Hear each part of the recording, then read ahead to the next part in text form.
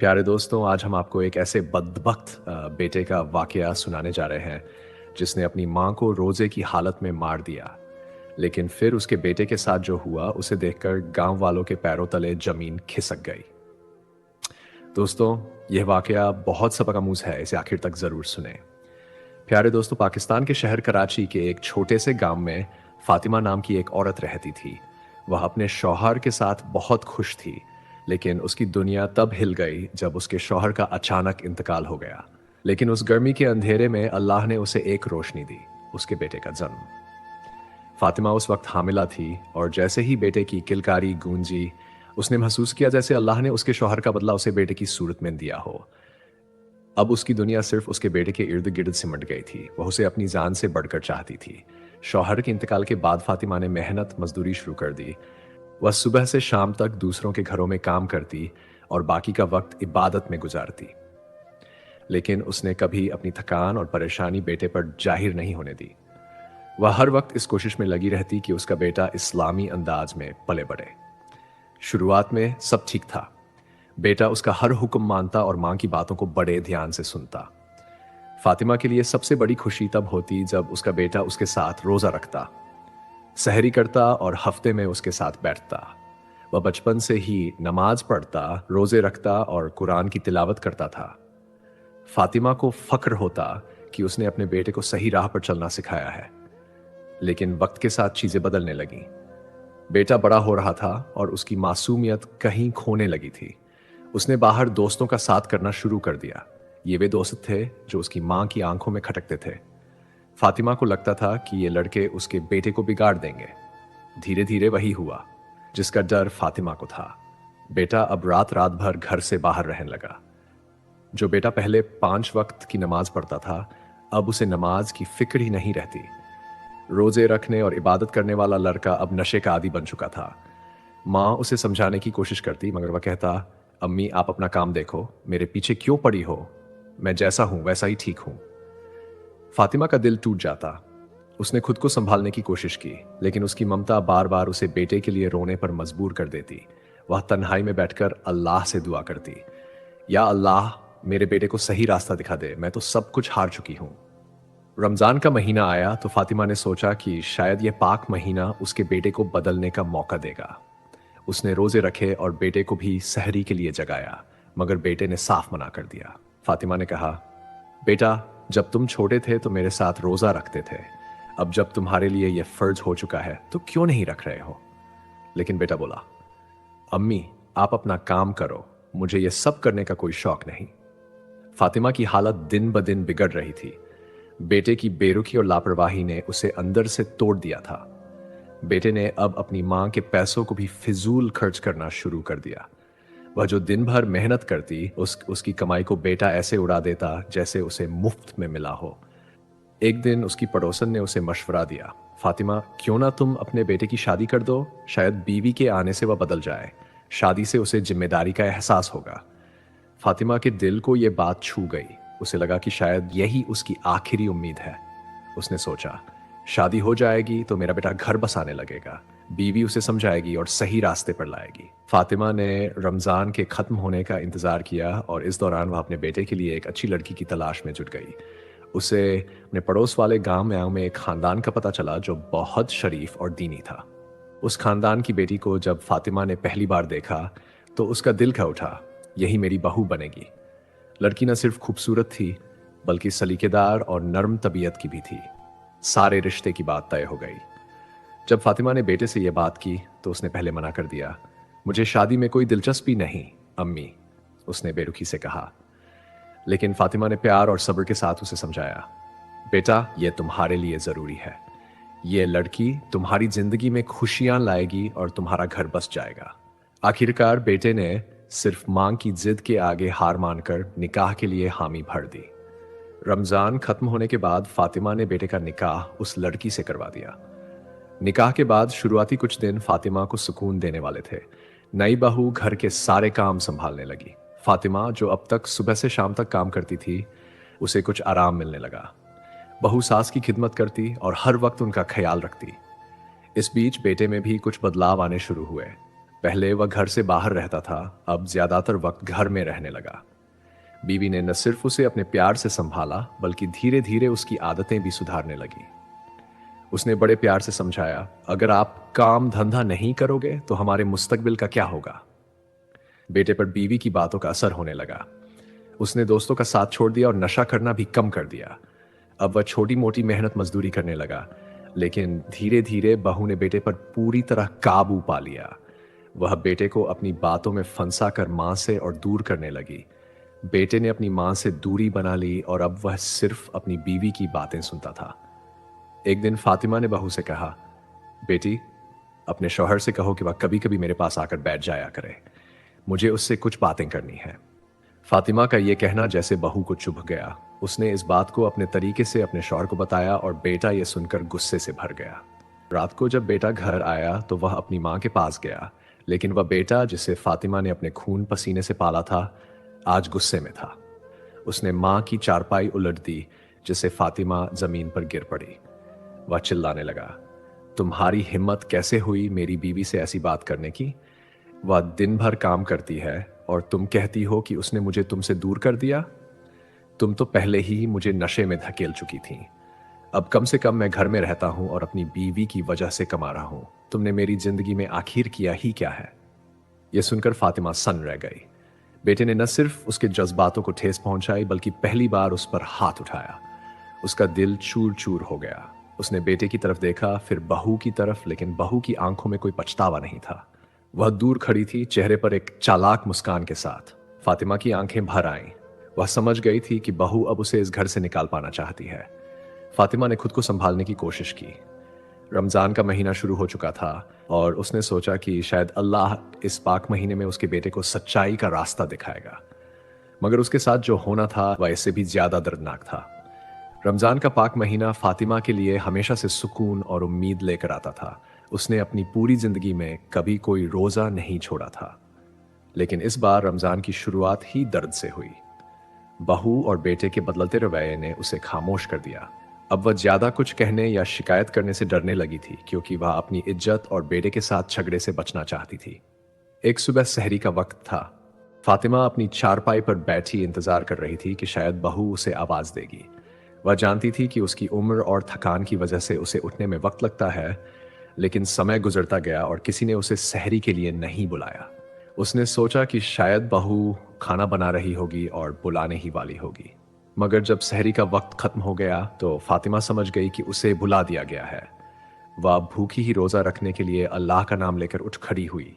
उसकी आंखों में आंसू थे, लेकिन दिल में अल्लाह के लिए सच्ची नीयत थी। उसने खुद को तसल्ली दी, शायद ये मेरा इम्तिहान है, अल्लाह सब देख रहा है। पूरा दिन उसने इबादत में गुजारा। कमजोरी के बावजूद उसने अपना रोजा तोड़ा नहीं। मगर जब इफ्तार का वक्त आया तो वह फिर इंतजार में थी कि शायद बेटा या बहू उसे बुलाएं। कमरे से खाने की खुशबू आ रही थी। इफ्तार का वक्त होते ही उसने सुना कि बहू और बेटा मिलकर उम्दा खाने का मजा ले रहे थे। किसी ने उसे बुलाने की जहमत नहीं की। फातिमा ने मजबूर होकर बेटे को आवाज दी, बेटा जरा मेरे पास आओ। बेटा कमरे से बाहर आया, मगर उसके चेहरे पर नाराजगी साफ झलक रही थी। उसने रूखे लहजे में कहा, क्या है, क्या काम है? फातिमा ने धीमी आवाज में कहा, बेटा मैंने भी रोजा रखा था, क्या मेरे लिए कुछ खाने को है? बेटा गुस्से से बोला, क्या हम तुम्हारे नौकर हैं? मेरी बीवी पूरा दिन काम करती है। उसने खासकर तुम्हारे लिए भी रोटी बना दी थी। अगर तुमने नहीं खाया तो यह तुम्हारी गलती है। तुम्हें आवाज दी थी, लेकिन शायद तुमने सुना नहीं। फातिमा ने खुद को संभाला और झगड़े से बचने के लिए कहा, अच्छा खैर कोई बात नहीं। बेटा वापस कमरे में चला गया। बहू ने सिर तक चादर खींच ली और सोने का नाटक करने लगी। फातिमा चुपचाप उठी और रसोई में गई। वहां एक बासी रोटी पड़ी थी और कुछ खाना पड़ा था। उसने उसी को गर्म किया और इफ्तार किया। उस रात फातिमा की आंखों से नींद गायब थी। उसने अपनी जिंदगी का हर पहलू याद किया। कैसे उसने अकेले अपने बेटे को पाला था, कैसे वह उसकी हर ख्वाहिश पूरी करती थी। आज वही बेटा उसकी जरूरतों को अनदेखा कर रहा था। उसने महसूस किया कि उसका बेटा पूरी तरह बहू के काबू में है। दूसरे रोज भी कुछ ऐसा ही हुआ। गर्मियों की लंबी रात थी। फातिमा कमरे के कोने में बिस्तर पर लेटी हुई थी। आंखें बार बार दरवाजे की तरफ उठतीं, इस उम्मीद में कि शायद उसका बेटा या बहू उसे सहरी के लिए बुला ले, लेकिन ऐसा कुछ नहीं हुआ। थोड़ी देर बाद वह अपने लड़खड़ाते कदमों के साथ बड़ी मुश्किल से उठी और बाहर चलने लगी। उसने सोचा, शायद बहू ने मेरे लिए खाने का कुछ इंतजाम किया होगा। मगर जब उसने रसोई में जाकर देखा तो हर तरफ खाली बर्तन और सूनेपन का आलम था। ना रोटी का टुकड़ा था, ना ही पानी। उसका दिल डूब गया। भूख और कमजोरी से बेहाल फातिमा ने पानी का एक घूंट पिया और फिर वापस अपने कमरे में आ गई। वह अपने बिस्तर पर लेटकर अल्लाह से दुआ करने लगी। मगर कमजोरी ने उसे इस कदर घेर लिया कि वह बार बार बेहोशी की हालत में चली जाती। इसी तरह बेहोश पड़ी रही। आस पड़ोस का वक्त हो गया, लेकिन उसे देखने तक कोई नहीं आया। तीसरे दिन जब बेहोशी से उठी तो सहरी का वक्त हो गया था। लेकिन इस बार फातिमा ने पहले ही सोच लिया था कि उसे कोई नहीं बुलाने वाला। उसने खुद अपने लिए कुछ बनाने की कोशिश की। वह उठकर रसोई में गई, मगर ये देखकर उसका दिल टूट गया कि घर में आटा भी नहीं बचा था। उसने अपने कमजोर हाथों को उठाकर दुआ की, या अल्लाह, मुझे सब्र दे कि मैं इस हालत को बर्दाश्त कर सकूं। दिन भर वह अपने कमरे में भूखी प्यासी पड़ी रही। उसका बेटा जो सुबह घर लौटा था, अपनी मां की हालत देखने तक नहीं आया। शाम को जब रोजा खोला गया तो घर में बहू और बेटा ने अपना इफ्तार किया, मगर फातिमा के कमरे में एक घूंट पानी लेकर भी कोई नहीं गया। चौथा दिन आया। बहू ने बेटे से कहा, अम्मा जान 3 दिन से कमरे से बाहर नहीं आई हैं, जरा देखिए तो कहीं उनकी तबीयत खराब ना हो। बेटे को यह सुनकर अच्छा लगा। उसे लगा कि उसकी बीवी मां का ख्याल कर रही है। खुश होकर वह अपनी मां के कमरे में गया। अम्मी, उठ जाए, कुछ खा लीजिए। देखिए, मेरी बीवी ने मुझे आपके पास भेजा है, उसने कहा। लेकिन जब उसने अपनी मां को हिलाने की कोशिश की तो फातिमा के जिस्म में कोई हरकत नहीं थी। उसकी सांसें थम चुकी थीं। बेटे ने आवाज लगाई, अम्मी, अम्मी, लेकिन कमरे में सिर्फ सन्नाटा गूंज रहा था। उसने घबराकर अपनी बीवी को बुलाया। दोनों के चेहरे पर घबराहट थी, लेकिन बहू के दिल में एक अजीब सा सुकून था। उसने मन ही मन सोचा, चलो अच्छा हुआ, अब इस बुढ़िया से पीछा छूट गया, हर वक्त नसीहत देती रहती थी। लेकिन बहू ने अपने चेहरे पर झूठी चिंता की लकीरें खींच ली और आंसू बहाने का नाटक करते हुए कहा, अम्मा जान, आप इतनी खामोशी से हमें छोड़कर चली गईं। बेटा पूरी तरह टूट चुका था। उसे एहसास हुआ कि उसने अपनी मां के साथ कितनी बेपरवाही और बेरुखी दिखाई थी। उसका दिल तड़प उठा। वह अपने गुनाहों के बोझ से दब गया। फातिमा की मौत के बाद घर में मातम छा गया। बेटा जो कभी अपनी मां की ओर ध्यान नहीं देता था, अब उसकी यादों में डूबा रहने लगा। उसे हर पल याद आने लगा जब उसकी मां ने भूखी प्यासी रहकर उसकी खिदमत की थी। जब वह बीमार पड़ता तो मां रातों की नींदें कुर्बान कर देती थी, और अब वही मां उसकी लापरवाही की वजह से इस दुनिया से भूखी प्यासी चली गई। रात को सोते वक्त भी उसे चैन नहीं आता। हर बार अपनी मां का चेहरा उसकी आंखों के सामने आ जाता। वह बिस्तर पर करवटें बदलता और खुद से कहता, मैंने अपनी मां के साथ कितना गलत किया। अगर मैंने उनकी देखभाल की होती तो वह आज जिंदा होती।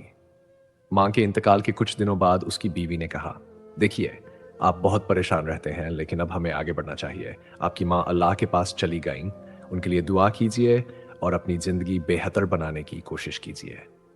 यह बात सुनकर बेटा थोड़ा संभला।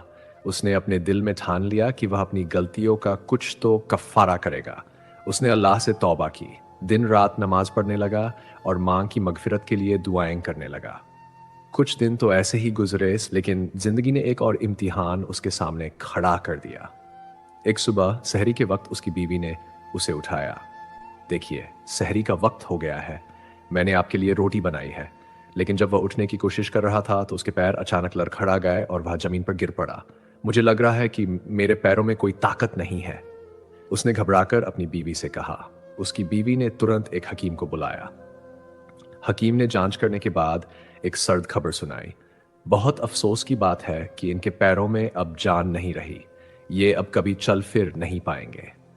यह सुनकर बेटा जैसे आसमान से गिर पड़ा। उसके लिए यह किसी कयामत से कम नहीं था।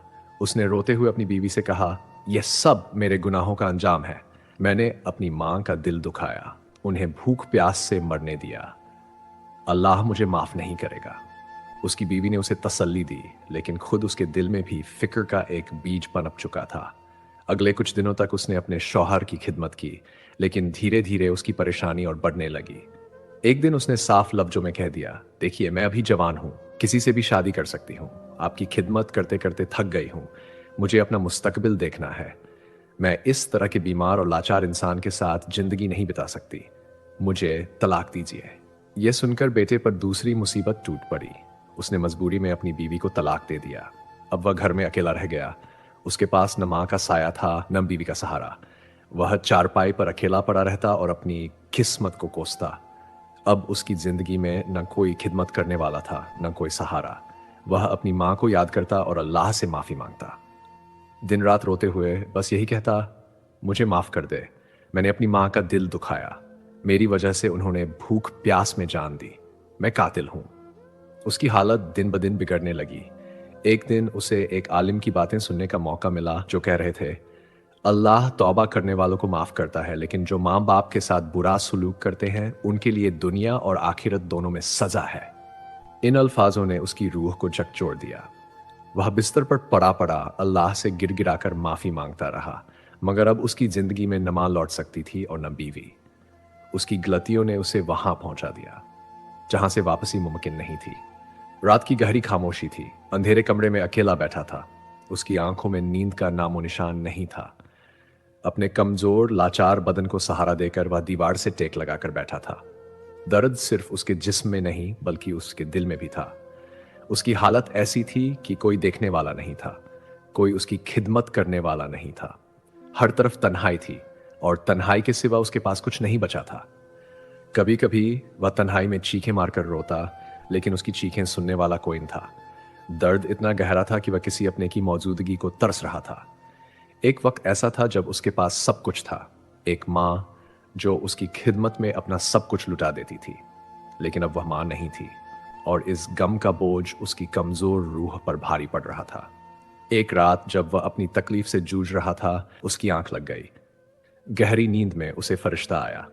ख्वाब में उसने अपनी माँ को देखा। उनकी सूरत वही थी, ममता से भरी आंखों में वही मोहब्बत, वही अपनापन। माँ की आवाज सुन सकता था जो उसे कह रही थी, बेटा तूने जो किया उसकी सजा अल्लाह ने तुझे दी है, लेकिन मैं तेरी माँ हूं, मेरी रूह बेचैन है। माँ के लफ्ज उसके दिल पर हथौड़े की तरह गिर रहे थे। वह माँ जिसे उसने अपनी बेरुखी और बदसलूकी से तरपाया था, अब उसके ख्वाब में उसे दिलासा दे रही थी। माँ ने आगे कहा, अल्लाह ताला ने मुझे जन्नत में बहुत खूबसूरत महल दिया है। मैं यहाँ ऐशो आराम में हूं, लेकिन मेरी रूह को सुकून नहीं है। मैं तुझे इस हालत में नहीं देख सकती। मैं अल्लाह के हुजूर दुआ करूंगी कि वह तुझ पर रहमत करे, तेरी बीमारी को दूर करे और तुझे चलने फिरने के काबिल बना दे। उसकी माँ की बातें खत्म होते ही ख्वाब से उसकी आंख खुल गई। वह रो रहा था। उसके आंसू उसके चेहरे पर बहते जा रहे थे। उसने खुद से कहा, यह वही माँ है जिसे मैंने तड़पा तड़पा कर मारा। मैंने उसे पानी का एक घूंट तक नहीं दिया। मैंने उसे भूखा रखा और अब वही माँ अल्लाह से मेरी भलाई की दुआ कर रही है। माँ के ख्वाब ने उसे अंदर तक झकझोर दिया था। हर लफ्ज, हर आवाज उसकी रूह में गूंज रही थी। उसकी माँ की दुआ ने उसके अंदर एक नई उम्मीद जगा दी। अब उसकी रूह में एक हलचल थी, जैसे अल्लाह की रहमत उसके पास आने वाली हो। रमजान का आखिरी अशरा चल रहा था। 27वीं रात थी। वो दिन जब पूरी दुनिया में इबादत का माहौल था, जब हर दिल में अल्लाह के करीब जाने की चाह थी। उसी दिन उसे यह महसूस हुआ कि जैसे उसके पैरों में कुछ हलचल हो रही हो। उसने चुपचाप अपनी आंखें बंद की और अल्लाह का नाम लिया। वह महसूस कर रहा था कि जैसे उसकी कमजोरियों को अल्लाह की रहमत से ताकत मिल रही हो। वह धीरे धीरे उठता है और पहली बार उसे ऐसा लगा कि उसके बदन में कुछ ताकत आ रही है। वह एक कदम उठाता है और उसे यकीन नहीं आता कि वह चल पड़ा है। उस पल में उसका दिल खुशी से झूम उठता है, जैसे उसकी पूरी दुनिया ही बदल गई हो। वह अल्लाह के आगे सजदा कर देता है, सिर झुकाकर अल्लाह का शुक्रिया अदा करता है कि उसकी दुआ कबूल हुई। वह अपनी जिंदगी की तरफ लौट आया। इस बीमारी में उसे अच्छे और बुरे की पहचान हो गई। पर अफसोस और जिंदगी भर का पछतावा कि मां वापस नहीं आ सकी थी। दोस्तों, यह सिर्फ एक किस्सा नहीं, बल्कि दुनिया का सबसे पाक और बेहतरीन रिश्ता है। मां वह है जो अपने बच्चों के लिए हमेशा बेहतरीन सोचती है। दुनिया में हर इंसान से गलती हो सकती है, लेकिन माँ कभी अपने बच्चों के खिलाफ सोच भी नहीं सकती। प्यार क्या होता है? माँ का दर्द क्या होता है? यह उन बच्चों से पूछिए जिनकी माँ इस दुनिया से रुखसत हो गई। बच्चे को छोटी सी चोट लग जाए तो सबसे पहले माँ का दिल तड़पता है, लेकिन अफसोस बड़े होकर हम उसी माँ को तकलीफ देते हैं। क्या हमने कभी सोचा कि क्यों बचपन में माँ पहले हमें खाना खिलाती थी? बच्चे खाना खाते हैं, और जब उनका पेट भर जाता है तो वही जूठन खुद खा लेती थी। क्या कोई और ऐसा कर सकता है? नहीं, सिर्फ माँ। फिर भी बड़े होकर हम उन्हें बातें सुनाते हैं, उन्हें नज़रअंदाज करते हैं और कभी-कभी तो अपने माँ-बाप को अकेला छोड़ देते हैं। प्यारे दोस्तों, माँ जब अल्लाह के सामने दामन फैलाती है, तो वह सिर्फ अपने बच्चों के लिए मांगती है, अपने लिए कुछ भी नहीं। माँ का हक अदा करना नामुमकिन है। मरते वक्त भी अपने बच्चों को दुआएं देकर जाती है, लेकिन जब वही माँ बूढ़ी हो जाती है, तो हम क्यों उन्हें अकेला छोड़ देते हैं? ये सोचने की बात है। अल्लाह पाक से हमारी दुआ है, या अल्लाह, हमें अपने माँ बाप की खिदमत करने की तौफीक अता फरमा, और जिनके माँ बाप इस दुनिया से चले गए हैं, उन्हें जन्नत उल फिरदौस में मुकाम अता फरमा। आमीन। इस पैगाम को आगे बढ़ाए। शायद आपकी कोशिश किसी के दिल को छू जाए और यह सदका जारिया बन जाए।